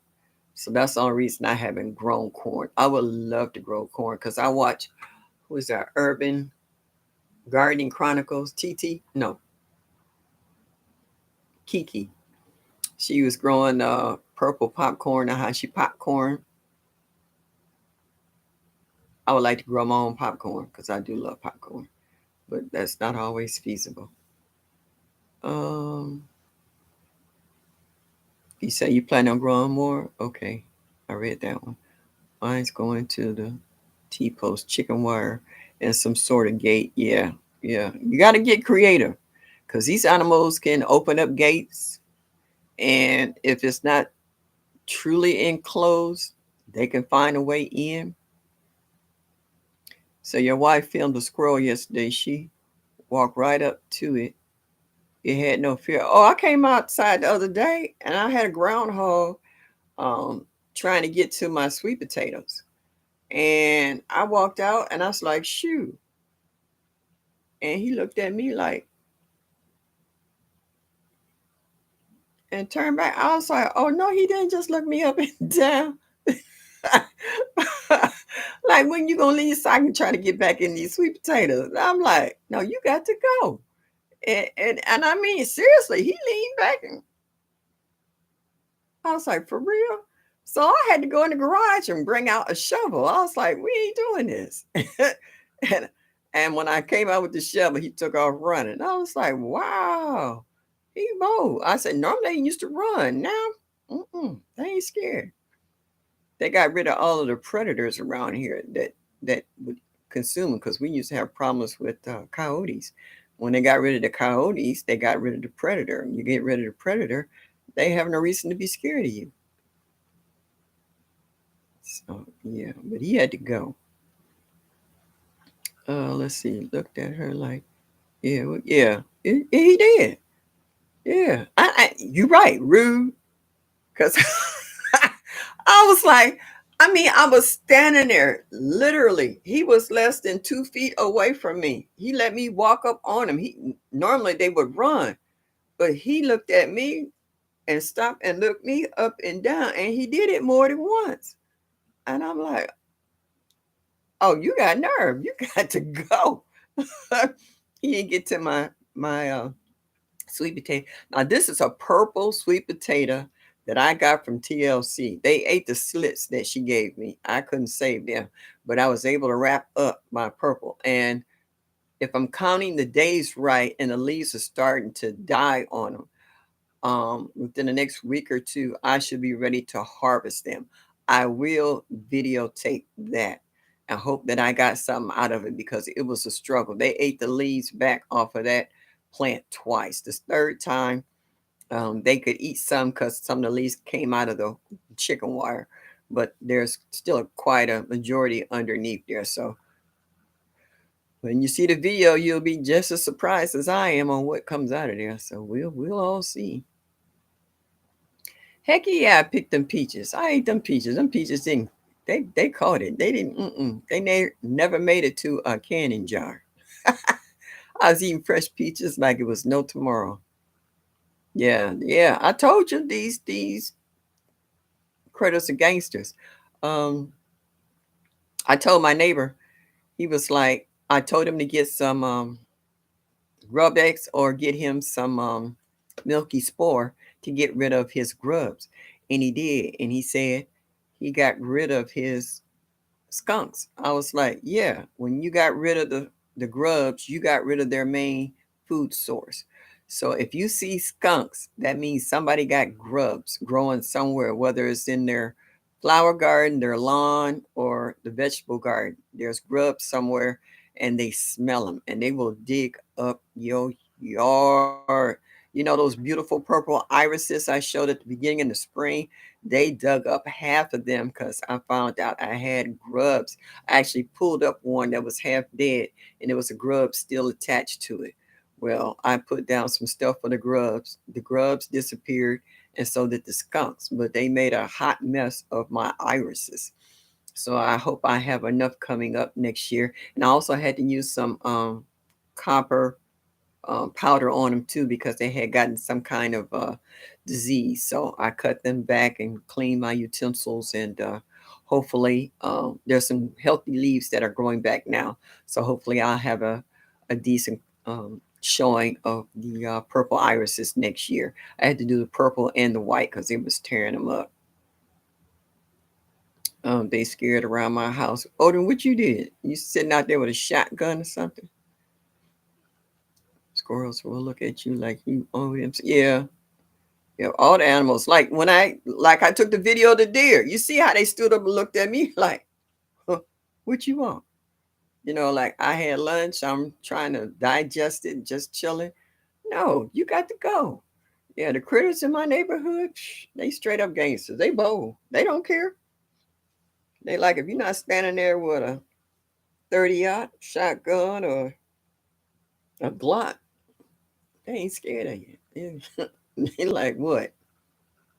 And even if you point it at them, they haven't seen one. They like what? Oh, all right. Loan me your dog. Oh, yeah. I want to know. Loan me Sunny Backyard Farmer. You seen that video that Dorsey did? He was walking through there like he was on patrol. I need him over here. He can have plenty of venison. He can have a raccoon tail hat, and he can have him a groundhog fur coat. I can clothe them and feed them from head to toe from the creatures in my yard. Okay, erectable. Ah, man, I hate messing up your name. Well, hello. I'm glad you're here. Been here. Oh, okay. Hello. Skunks was bad. Haven't seen any. My dogs are older, so Miss Shirley, my 22. No, 22 ain't gonna do nothing but give them a pimple. You need something to fire up under these. I used to have a cat problem. The girl across the street, she was feeding cats so tough. She had over 20 something cats that was in the garage and on the roof. It was like a jubilee of cats, and the city had to get on her about feeding them and stuff. And it was bad. It was real bad. And I mean, you see cats all day long. You hear them out there, 3 o'clock in the morning. You trying to sleep. They up under your bedroom window. You got the window cracked. Like, what the heck? And I'm like, oh no. They be out there fighting. And I'm like, y'all got to go. So yeah, they got rid of the cats. We got a couple of what they call them, feral cats running around here. So they keep the chipmunks and stuff to a minimum as well. They chase them. Um, oh, let me tell you what's funny once. The next door neighbor, they moved. Used to live next door downstairs. They never been around skunks, and they left the garage door open, and they pulled the car in the garage about 2:30, 3 o'clock in the morning. I guess they had been out clubbing or whatever. Scared the skunk, and the skunk sprayed. I had my bedroom window open, and it's like it went in my mouth and down my throat. Oh my God. Oh, you talking about something nasty. Oh, they jumped out the car cussing up a storm. I was cracking up. They never smelled a skunk before, and they was calling that skunk everything but the child of God. I was laughing so hard in between trying to get this taste out of my mouth. And by that time, even if you shut the window, you could still smell it. It's like permeates everything. It's just nasty. Oh, I gotta eat a piece of chocolate. My blood sugar's a little low. Y'all don't want to see me pass out live and bring my blood sugar back up. Mm. Yeah, they scared. They must. I don't know if they blew the horn or what, but or rolled up in there too fast. But they scared the skunk and it sprayed.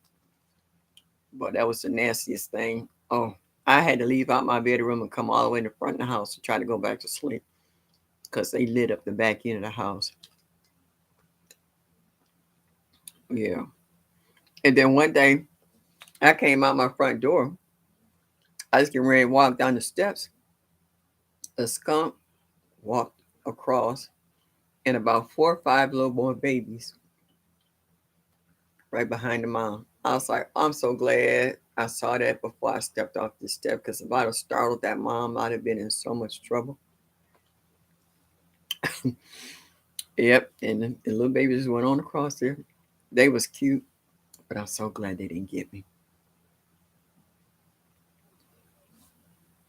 All right. Oh, okay, Odom, got to go back to work. Well, I'm so happy you stopped in, and make sure you hit that like button and let me know you like me just a little bit. Would be greatly appreciated. And come back and see me again next week, Thursday at 7 o'clock. Okay. Oh yeah. Oh, chocolate?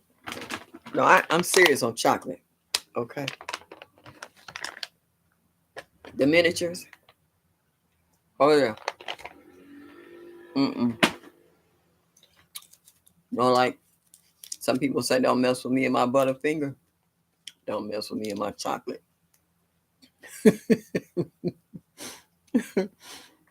Gotta have. Yeah, my blood sugar sometimes just kind of drop. I kind of freak the folks out at the job when I tell them to give me some orange juice. They be tearing up the door trying to get in there to give me a couple of jugs of orange juice. Let me drink it down, bring my blood sugar hyperglycemic. Oh yeah, girl, please let me show you. I'm in my doc. This is my doctor's office. Vitamin B12, vitamin D. I got elderberry. I got a little pharmacy right here. Okay, so I don't have to get up and go get nothing. I have bleach wipes, paper towels. Oh no, Miss, I'm a little OCD about stuff. If I'm not feeling good and can't get up, I got everything right here. I'm quiet as kept. A bag of condomer, peppermint. If I need to charge my phone, I got my Go Plus. No, I believe in being prepared. Just like everybody talking about preppers, I keep telling y'all, I'm a prepper from old school. I was prepping before most of y'all was born. Okay, so y'all got to catch up to me. I even got a little bottle of vitamin D to 5,000. No, no, no, no. I like living. I like breathing. I like being healthy, or as much as possible as I can. Let's see. Oh yeah. Well, here in Ohio, anywhere that snows, most people have a vitamin D deficiency because they don't get as much sun. So yeah, and I'm getting older too. So yeah, I make sure I have my bananas for my potassium. I like my beets for my iron. I have a regimen that I keep up with, and I haven't been really sick. So, and then I doubled up when COVID came out. And he was saying vitamin D was also helping as a preventative, not to totally stop it, but slows down the effects of it. So, yeah, I've been doing that for a while.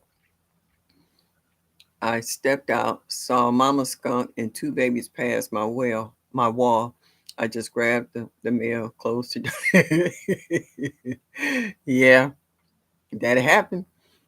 They pop up when you least expect them. I got like 100 bottles of vitamins on my desk. Yeah, I have a tray here. Wait a minute. You think on your desk? I actually have a container here. What is this one? More vitamin B12, my leaves, some more B12s, clean my glasses, throat lozenges, nasal congestion, anti-itch cream, the diabetic foot cream. I'm not diabetic, but it's really good for ashy heels and feet. My cocoa butter cream. Got stuff for your lips.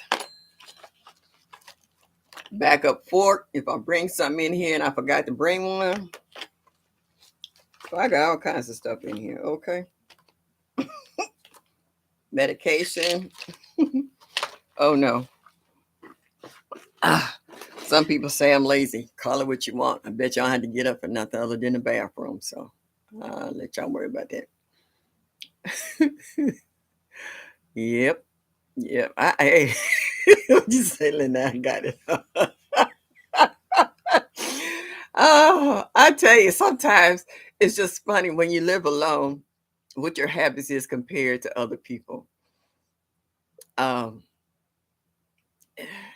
you just do what's best for you. You just do what makes it comfortable for you, for make it easier for you. Life is hard enough as it is without having to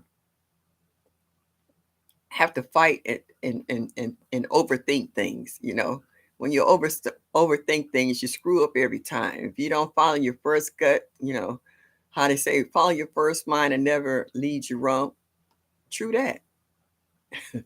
Because I find out when I don't, it'll screw me up every single time. So yeah, yeah, sure. I got a mini Walgreen. Yep, I do. I no further than I have to. When you live alone, it's not like, when you have your kids, you can always send your kids go get your stuff. Go in my room and look on my nightstand and bring me so and so and so. Or go in the bathroom and look in the medicine cabinet and get me this, that, and the other. I don't have anybody here to do this, that, or the other. I got to do it myself. And this way, I ain't got to worry about jumping up. If I don't feel like moving, I don't have to. I'm good. Yeah, I got everything. You right, Robin? Yeah, you need as females, just like they try to impress on us to eat iron enriched foods and take an iron supplement. Same way with us with vitamin D. Even though I'm constantly outside a lot in the summer, in the garden, working on my flowers or whatever, I still take my vitamin D. Um, you can't get an overload on it because when it gets too hot outside, you're coming inside anyway. So you're only going to get X amount of vitamin D from outside, especially in the summertime. Uh, yeah, when I go see my doctor, she's, well, you got a certain age now, and we need to check this and check that. And I was like, yeah, go ahead, do what you got to do. Try to stretch out my longevity as long and as far as possible. Learning to grow my own. Hello, thank you. Glad you made it in. Been an empty nester for days. Good job, yeah. You think you're an empty nester? If you got kids, they'll be back. Yeah, I told my son. He said, I was like, mm-mm. You can get a job and do stuff I can't do. Well, this is a while back, nothing recent. You're a grown man. I was like, I like my peace. I like my sanity. Because your version of clean and my version of clean, your version of cooking, my version of cooking, no. And my son's a chef. He has a business. He has a nice catering business. He does real good. I do.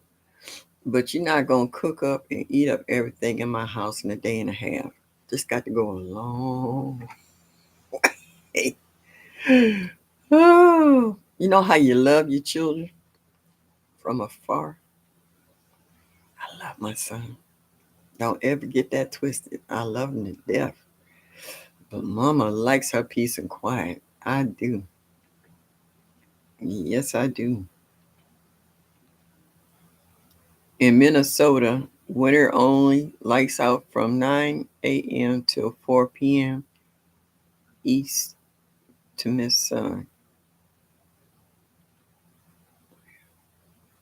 Oh, it's only light out from 9 in the morning to 4 in the afternoon. Oh, wow. The days are shorter than ours. At least it don't start getting dark around here till like 5:30 come winter time. But geez.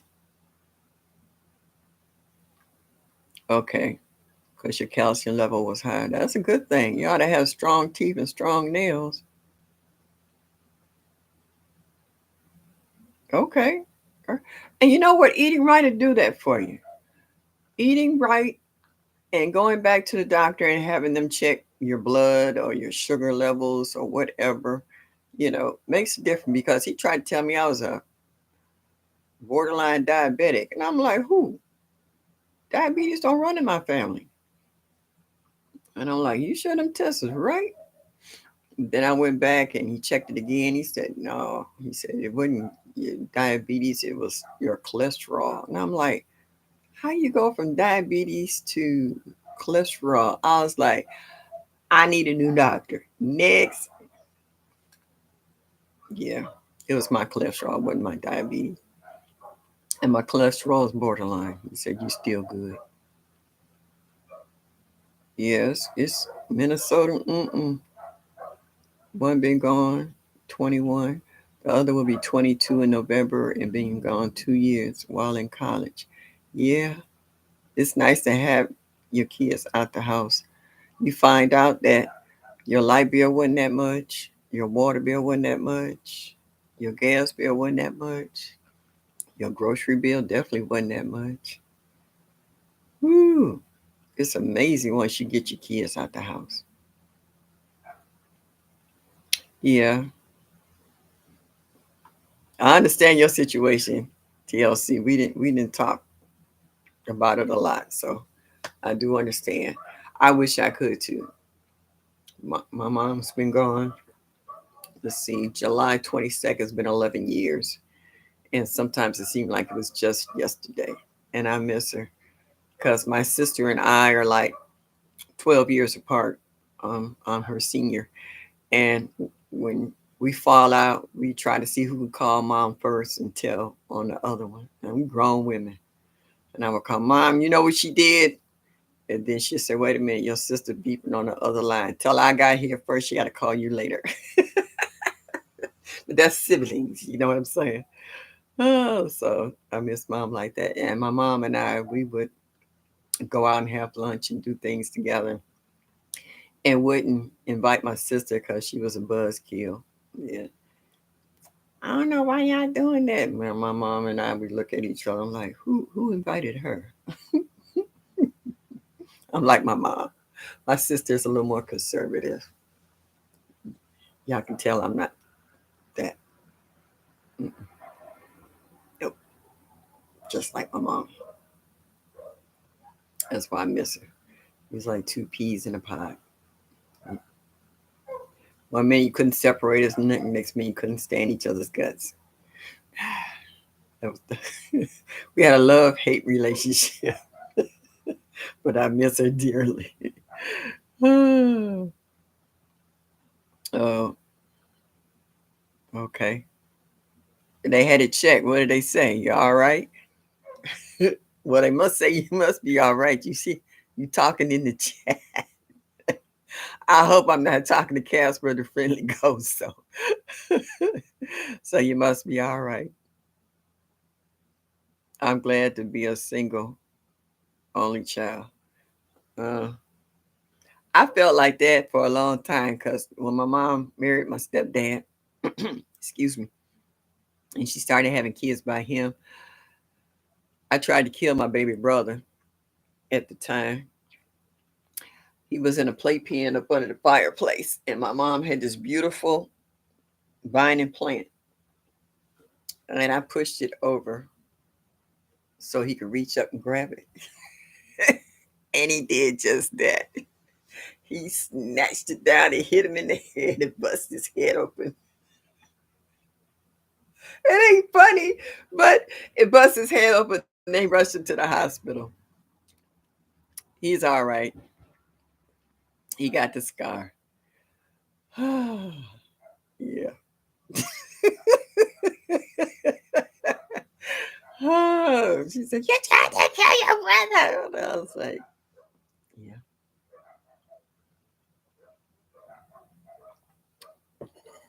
I was the only child for a long time. I didn't want no competition. And then they started having more kids. I was like, well, that's a wrap. So I had to get used to them. I like my brothers better than I did my sister because I was roughhousing with my brothers. We would We'd play games. Siblings, people who have siblings. I want you to tell me your most favorite game. I'm going to tell you mine. It's called Blackout. We had this room where all my brothers, there was two sets of bunk beds for my brothers in this one room. It was a huge room. My mom gave it to the boys. We would throw covers over the window and the room would be pitch black. You had to crawl around and see if you could feel somebody. And if you felt somebody, punch them. They don't know who hit you because it's dark. You can't see. You would actually see the stars when you hit somebody. My sister, who was nothing but a little snitch, she came in the room. She opened up the door and everybody froze because now you got to change position because she didn't show on light so everybody know where you're at. So they're going to come at you. So everybody froze. And we hurry up and shut the door. So she hurried up and shut the door. We knew where she was at. We lit her up. Everybody got a chance to. She went running out of the room screaming and crying. They hit me. My mama said, who? I don't know. It was dark.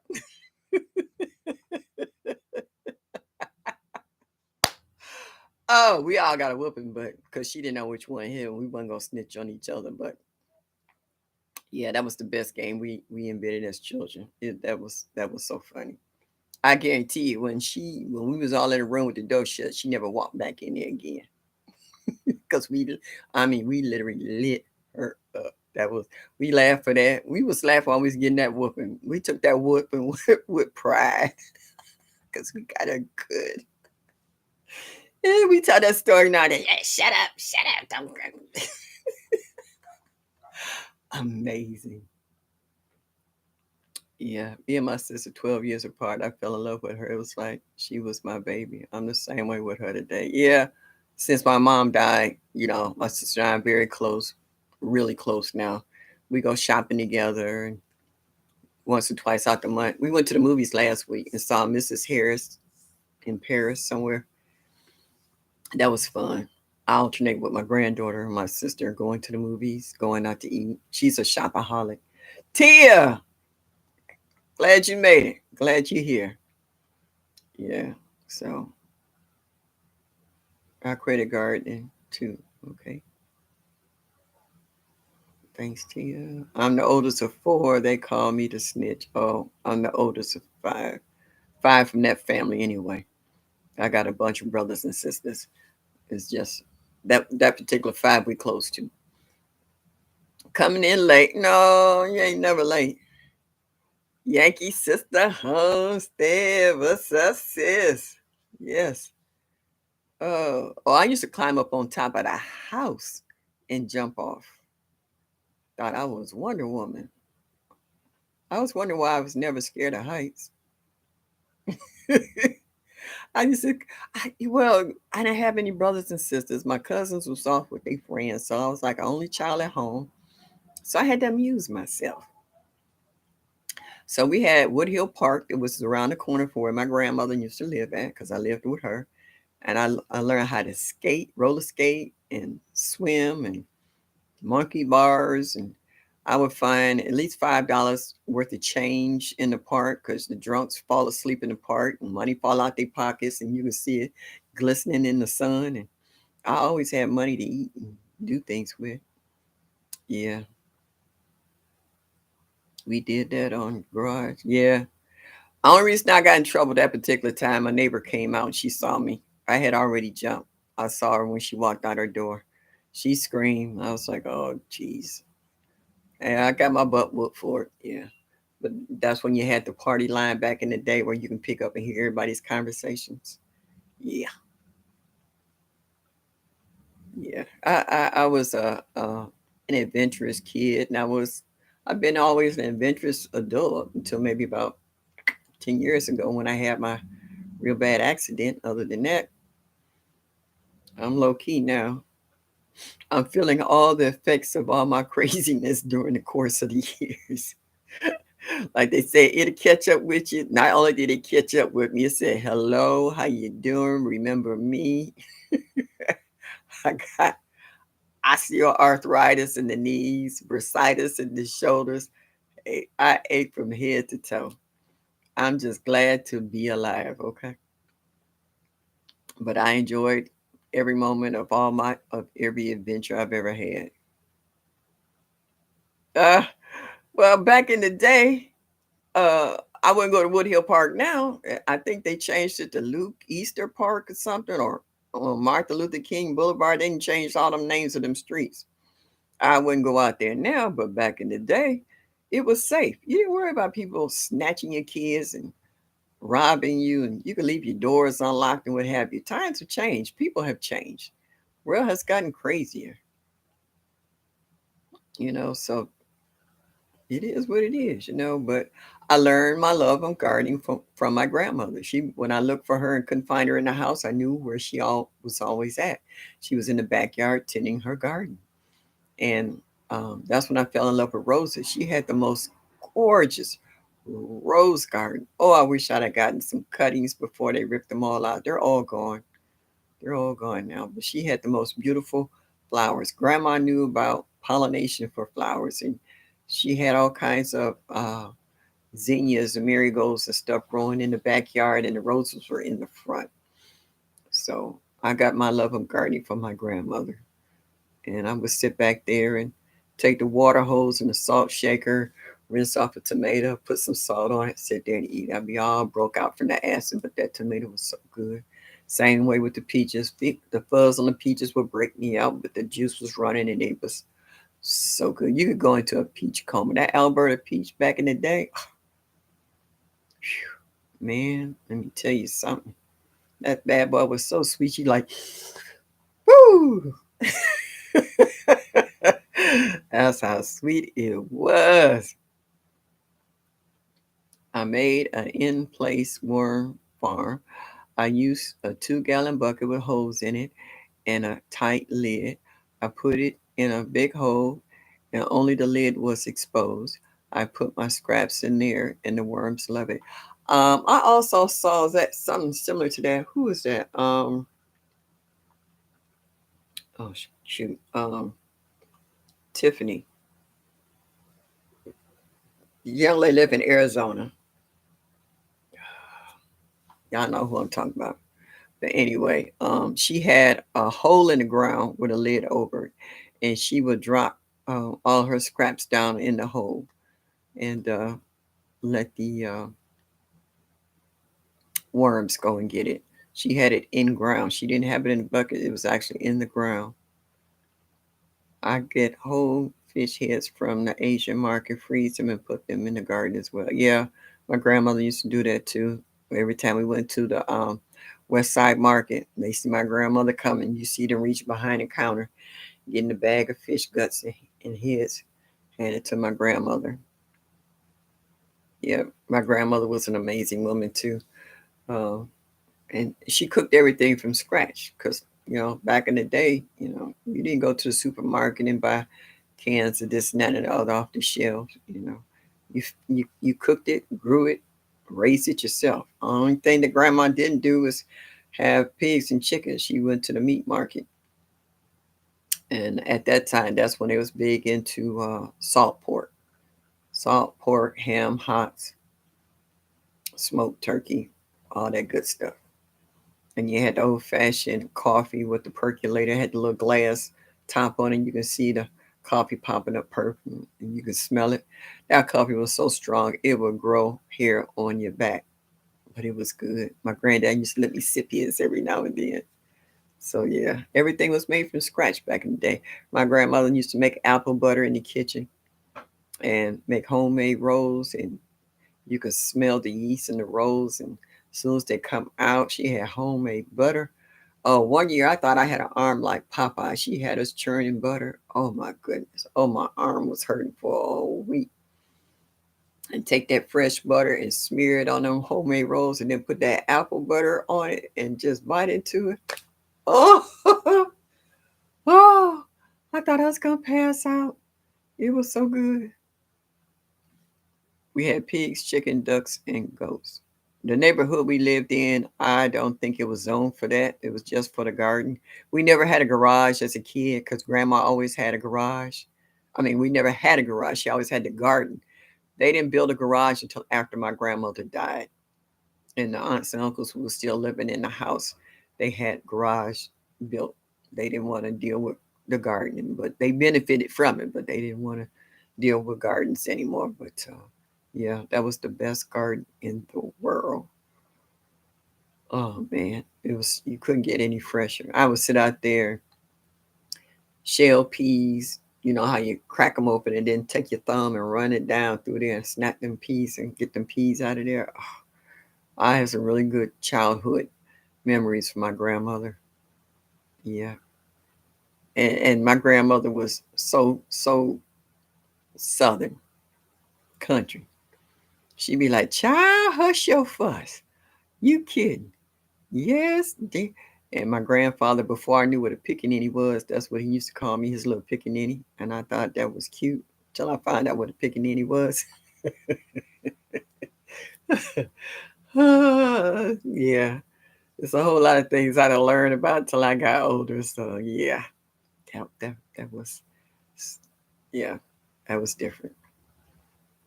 Yeah, and that good old peas. Yeah, the percolators. I call that cowboy percolating because you put the pot straight on the fire on the stove. Yeah, my grandmother was an excellent cook. I don't think it was nothing out here. She didn't know how to cook. She used to cook for the folks in the big house uh, down south. So they had it in there. Oh, food buffet. If you decide to stay, come in and say hello to the old girl. Well, thank you so much. And y'all please hit that like button and show me y'all like me just a little bit. Yes, I'm so glad you did. Thank you so much. Oh, I've been on here talking for 2 hours. No wonder my throat's dry. All right, people. Yeah, I have some great stories and some great memories. I do. I could talk about them all day. Oh, yeah. Back in that time, it was a simpler time. Uh, the cost of living you could afford, cost of food you could afford, cost of fuel you could afford. I was like, what? Gas was like a quarter, you know. Bus fare. If you was under the age of 10, you could ride the bus free. They walk you to the bus stop, put you on the bus, have somebody waiting for you at the other end to pick you up. I've seen life change so much. It just amazes me what people know and don't know, you know. And I had to learn to be humble by the things other people didn't know just because I knew. So, yeah, believe me, that in itself is a humbling experience, to not degrade or be rude to other folks just because they don't know what you know and that they've never been taught what you know. Because, you know, when you come from a certain household, you feel that everybody else should know the same thing, or you think everybody should know the same thing. But each household is different. You can't say what happens in your house, it's the same going on next door here, or next door over there, or across the street. Every household is different. And once you learn that, you learn to make adjustments and you learn to be accepting of how they live. So it's many a time I had to bite my tongue and catch myself because I think, well, why don't you know this? Or shouldn't you know this and this and that and the other? No, no, no. So yeah, you have to learn to be humble. You have to learn to be accepting of other people's lifestyles just as well as other cultures. So hopefully, as I have gotten older, I hope I've gotten a little wiser. And I'm not scared to share what information I know because that's the problem with the world today. Everybody's doing the me thing and don't want to to share to others. And that's sad. It's really sad. So it's been more than 2 hours here. Good people, I love you all.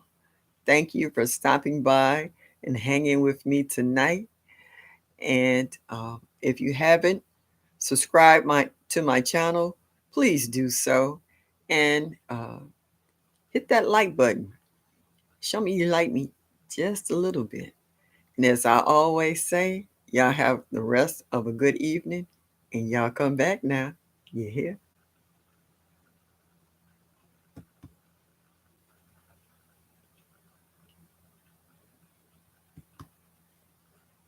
Wrong button.